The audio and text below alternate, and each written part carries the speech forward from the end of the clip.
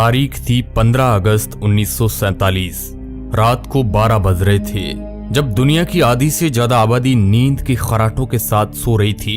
उस वक्त भारत की आजादी का वो सुनहरा अध्याय लिखा जा रहा था जिसका हम कई सालों से इंतजार कर रहे थे। अंग्रेजी हुकूमत से आजाद होने की खुशी इतनी ज्यादा थी कि सब लोगों की आंखों में सिर्फ आने वाले आजाद भारत के वो सुनहरे पल नजर आ रहे थे जिसे पिछले कई सालों से अंग्रेजों ने अपनी कैद में कर रखे थे। उस वक्त देश के पहले प्रधानमंत्री पंडित जवाहरलाल नेहरू आजादी का पहला भाषण शुरू करते हैं। इस भाषण को ए ट्रिस्ट विद डेस्टिनी के नाम से जाना जाता है।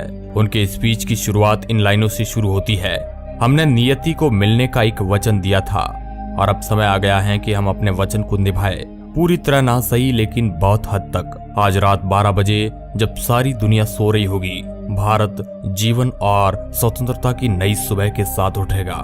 आखिरकार अंग्रेजी जकड़न की वो काली रात खत्म हुई और सूरज की पहली किरण के साथ आजादी की वह सुनहरी सुबह हुई। लेकिन ये कोई आम सुबह नहीं थी, बल्कि इस आजादी की सुनहरी सुबह को पाने के लिए कई वीरों ने अपने प्राणों का बलिदान दे दिया।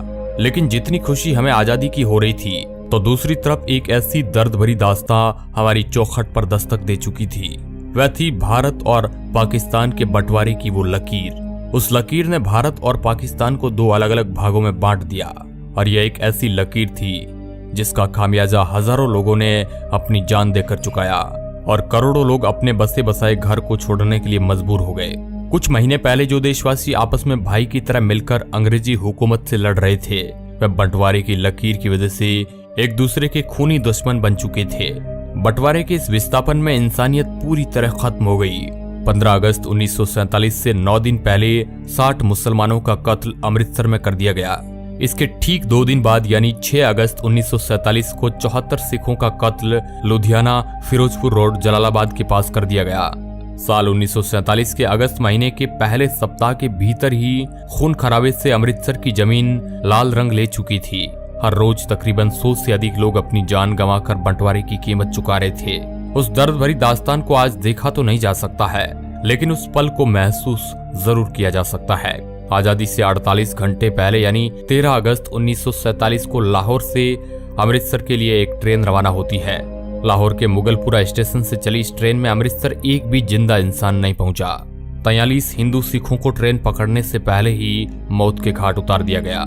जब पंजाब बंटवारे की आग की लपटों में जल रहा था, उस वक्त दिल्ली रेलवे स्टेशन से पाकिस्तान स्पेशल ट्रेन पाकिस्तान के लिए रवाना होती है, जिसमें पाकिस्तान जाने वाले सरकारी अफसर, कर्मचारी और उनके परिवार मौजूद थे। पाकिस्तान स्पेशल को दिल्ली से शानदार विदा किया गया, मगर जैसे ही ये ट्रेन पटियाला पहुंचती है तो पहली बार किसी ट्रेन पर हमले शुरू हो गए और जिसमें एक महिला और एक बच्चे की मौत हो जाती है। और जब इस बात की खबर लाहौर और कराची पहुंची तो बदला लिया गया अमृतसर आने वाली पहली ट्रेन से।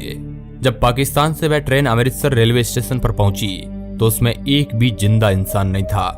हर तरफ खून से लाल हुई ये ट्रेन अपने साथ हुए हादसे को बयां कर रही थी। जहां भी नजर जाए वहां लाशों का ढेर लगा हुआ था। किसी के हाथ कटा हुआ था तो किसी के सिर। इन बेकसूर लोगों के खून से रंगी ट्रेन ये बताने के लिए काफी थी कि बंटवारा कितना दर्दनाक था। 15 अगस्त की शाम पाकिस्तान से जो ट्रेन आई अमृतसर के रेलवे स्टेशन पर, उस ट्रेन के अंदर सिर्फ और सिर्फ लाशें ही लाशें मौजूद थी और ट्रेन के आखिरी डिब्बे पर जो लिखा था उसे सब लोग देखकर हैरान रह गए। उस ट्रेन के आखिरी डिब्बे पर एक पर्चा छिपा था जिस पर लिखा था, पटेल और नेहरू के लिए आजादी का ये तोहफा है। इसके बाद दोनों तरफ से आने वाली ट्रेनों में लोगों को मारा जाने लगा, जिसमें कई बेकसूर लोग बलि चढ़ गए। हजारों लोगों को रातों रात अपना घर बार छोड़कर भारत की ओर पलायन करना पड़ा, जबकि भारत से भी कई हजारों लोगों को यहाँ से अपना घर बार छोड़कर पाकिस्तान की तरफ जाना पड़ा। कई बहन बेटियों की इज्जत लूट ली गई। सरहदों को आपस में जोड़ने वाली रेलगाड़ियां हजारों लोगों के लिए जिंदा ताबूत बन गई। ये बंटवारा इंसानी इतिहास का बहुत ही काला अध्याय माना जाता है, जिसके बारे में आज भी सुनते हैं तो शरीर में एक अलग प्रकार की सिहरन पैदा हो जाती है। भारत और पाकिस्तान का बंटवारा करने में मोहम्मद अली जिन्ना का सबसे बड़ा रोल था। अगर मोहम्मद अली जिन्ना राजनीति में नहीं होते तो शायद कोई समझौता हो जाता और आज का पाकिस्तान नहीं होता। मोहम्मद अली जिन्ना भारत के पहले प्रधानमंत्री बनना चाहते थे। फिर जिन्ना को यह लगा कि मैं पूरे भारत का प्रधानमंत्री तो नहीं बन सकता हूँ, लेकिन पाकिस्तान का जरूर। और फिर वही कुछ ऐसा ही हुआ। 3 जून 1947 ये वही तारीख है जिस दिन भारत को आजाद करने की तारीख को तय किया गया और मोहम्मद अली जिन्ना के पाकिस्तान को अलग करने की भी जिद पूरी हो गई। इस दिन 15 अगस्त 1947 तारीख को तय किया था। दिन बचे थे 73। इन 73 दिनों में जमीन का बंटवारा, लोगों का बंटवारा, भारत में जमा रुपयों का बंटवारा, इसके साथ ही रिजर्व बैंक के खजाने में पड़ी सोने की ईंटें, सब कुछ बांट देना था, जो कि इतना भी आसान नहीं था। बंटवारे का यह काम 2 अनुभवी अधिकारियों के हवाले किया गया। इनका नाम था HM पटेल और दूसरे थे चौधरी मोहम्मद अली। ये दोनों लोग बंटवारे में महत्वपूर्ण भूमिका अदा कर रहे थे। इनके नीचे भी कई छोटे मोटे अधिकारी काम कर रहे थे, जो अलग अलग एरिया से रिपोर्ट बनाकर इनके पास भेज रहे थे। इन्हीं रिपोर्ट के आधार पर ये दोनों अधिकारी बंटवारे की सिफारिश तैयार करते थे, जिन्हें आगे विभाजन परिषद के पास भेजा जाता था, जिसके अध्यक्ष थे खुद लॉर्ड माउंटबेटन। पैसों का बंटवारा कुछ इस तरह हुआ कि भारत की बैंकों में पड़ा पैसा अंग्रेजों से मिलने वाले पैसे में से 17.5% हिस्सा पाकिस्तान को दिया जाएगा और इसके बदले पाकिस्तान भारत के ऋण का 17.5% हिस्सा चुकाएगा। इसके अलावा भारत के सरकारी दफ्तरों में पड़ी चल संपत्ति का 80% हिस्सा भारत के लिए और 20% हिस्सा पाकिस्तान के लिए तय किया गया। फिर इन दफ्तरों में पड़ी हर उस चीज का बंटवारा किया गया। मेज, कुर्सियां और टाइपराइटर तक की गिनती करके भारत पाकिस्तान में बांट दिया गया। इन सब चीजों को आपस में बांटने के लिए कई जगह लड़ाई तक हुई। इसके अलावा भारत की लाइब्रेरी में पड़ी पुस्तकों को लेकर भी इन दो मुल्कों के बीच पेच फंस गया। एनसाइक्लोपीडिया ब्रिटानिका को इस तरह भारत और पाकिस्तान में बांटा गया कि पहला खंड भारत को दिया गया, फिर दूसरा खंड पाकिस्तान को। इस तरह आपस में बांटा गया। यहाँ तक कि लाइब्रेरी में पड़े शब्दकोश भी आधा आधा फाड़कर भारत पाकिस्तान में बांट दिया गया। एक एक करके सभी चीजों को भारत और पाकिस्तान में बांट दिया गया, लेकिन भारत के गुप्तचर विभाग को पाकिस्तान के साथ साझा नहीं किया गया।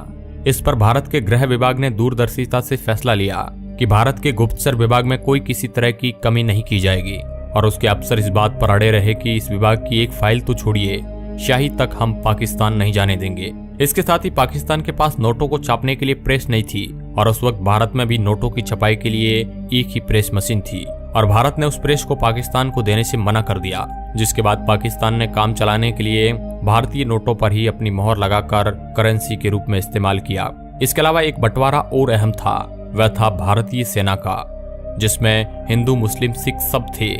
भारतीय सेना के 2/3 सैनिक भारत के हिस्से में आने थे और 1/3 सैनिक पाकिस्तान के हिस्से में। बाकी चीजों की तरह इन वीर योद्धाओं का भी बंटवारा तय था। दोस्तों, ये बंटवारा बेहद दर्द भरी कहानी लेकर आया था।